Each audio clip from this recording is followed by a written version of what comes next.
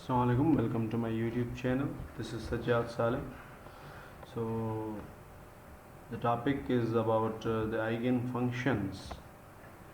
So what are the eigenfunctions and what is the importance of eigenfunctions?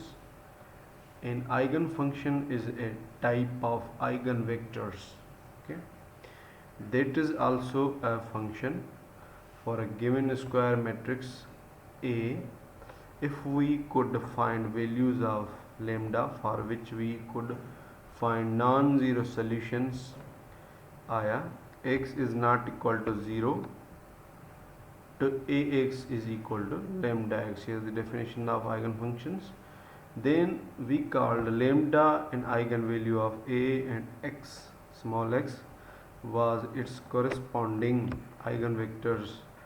The eigenvalue lambda helps to find non-zero solutions to the equation. Okay, the differential equation dE that we solved in example 1 and 2 are in the form y double prime plus lambda y is equal to 0. The initial conditions are here. So here are the initial conditions. Y of 0 is equal to 0, y over 2 pi is equal to 0. Here are the initial conditions of this equation. Okay, when introducing this equation as at in example 1 or lambda is equal to 4, we found a non-trivial solution of the boundary value problem. In example 2, for lambda is equal to 3, we found trivial solution of the differential equation. Okay, here's a very important point. But we generally prefer solution to be non-trivial for the reason the above differential equation that involves lambda will help us. The value of lambda is equal to 4. That gives non-trivial solutions we call lambda on eigenvalue for the boundary value problem BVP, and the non-trivial solutions will be called eigenfunctions for boundary value problem BVP corresponding to the given eigenvalue. This for the homogeneous boundary value problem given in example 1 multiply lambda is equal to 4 is an eigenvalue with eigenfunctions y of x is equal to constant c2 sine 2x, and that lambda is equal to 3 is not an eigenvalue. Eventually we will try to determine if there are any other eigenvalue for the equation 8 previous page on the previous page.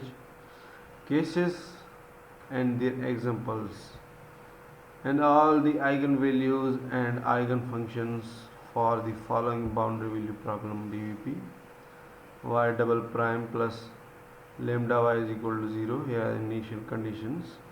For finding the general solution, we will use the characteristic polynomial for the given differential equation r square plus lambda is equal to 0. This implies that r1 comma 2 is equal to plus minus lambda negative radical negative lambda. Case 1, in this case consider lambda greater than 0. Here is the case. We consider the lambda greater than 0. These roots are complex, and the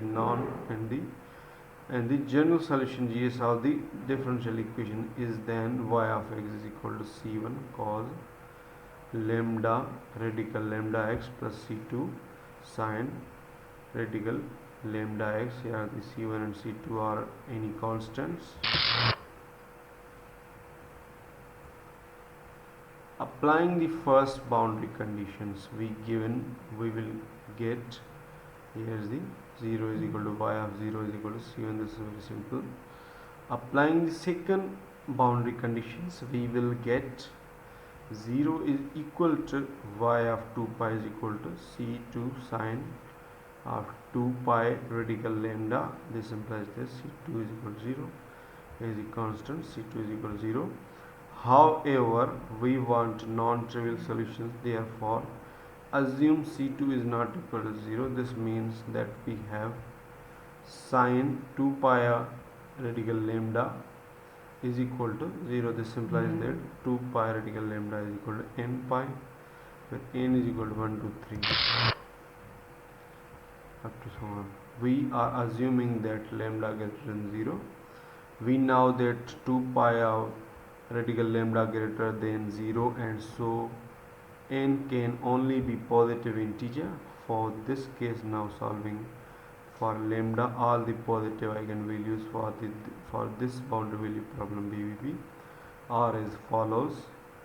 Lambda n is equal to n over 2 whole square is equal to n square over 4, n is equal to 1, 2, 3 up to so on, and the eigenfunctions that correspond to these eigenvalues are yn of x is equal to sine nx over 2, n is equal to 1, 2, 3 up to so on. The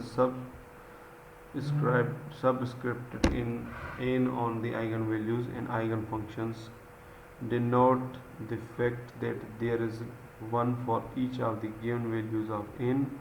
Also, C2 is being dropped as interest is to have a eigenfunction itself, not the constant in the front of it.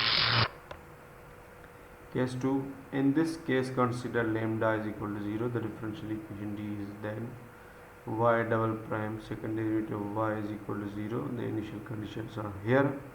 Y of 0 is equal to 0. Y of 2 pi is equal to 0. Now the general solution become, after integrating the differential equation a couple of times, y of x is equal to c1 plus c2x. Applying the first boundary conditions, as we will get 0 is equal to y of 0 is equal to c1. Applying the second boundary conditions, we will get 0 is equal to y of 2 pi is equal to 2 c2 pi. Here, unlike the first case, we don't have a choice on how to make this 0. It will only be 0 if c2 is equal to 0. Therefore, this boundary value problem, if we have lambda is equal to 0, the only solution is the trivial solution, and so lambda is equal to 0 cannot be an eigenvalue for this boundary value problem. Case 3. In this case, consider lambda less than 0.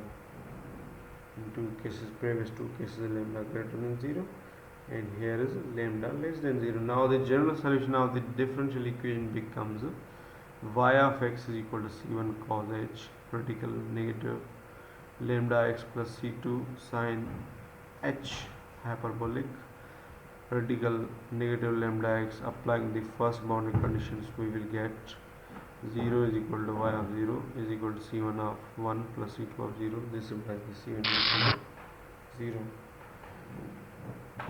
Orthogonal functions.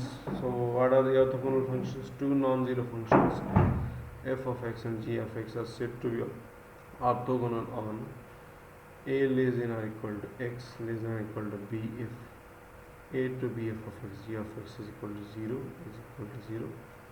A set of non-zero functions f I of x is said to be mutually orthogonal on this interval a involve b involve x involve a less than or equal to x less than or equal to b, or just on orthogonal set if f I of x and f j of x are orthogonal for every I is not equal to j. In other words, definite integral I to be if I of x f j of x dx is equal to here piecewise function 0 if I is not equal to j, 0 c greater than 0 if I is equal to j.